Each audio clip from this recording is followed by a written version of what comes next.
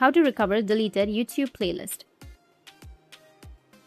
So if you want to recover deleted YouTube playlist, then what you need to do is you need to open up your Google at first and search for YouTube playlist recovery.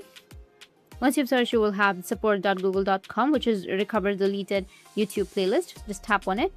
You'll get this kind of interface. Scroll down, go with the help center section or community, where you'll find some help. Go with the top right, which has that 3 dots, and then go with the desktop side. Now need to scroll down, and here you will have a lot of categories. On this page, you will see a form which will ask you for the details. Now, in the first box, you can enter the exact name of the deleted playlist. And if you don't remember the full name, you need to write whatever you remember. Even partial information can help. In the next box, you can describe what happened, like mention that you accidentally deleted the playlist and you want the YouTube to recover it for you. Keep the message short and clear. Below that, you can enter your email address and then again confirm that it's connected to your YouTube account. This is important because YouTube will contact you to the particular email address that you've just entered. And that's it. With the help of YouTube community or YouTube support, you'll be able to recover your deleted YouTube playlist. And if you have any questions, feel free to comment below. Thanks for watching.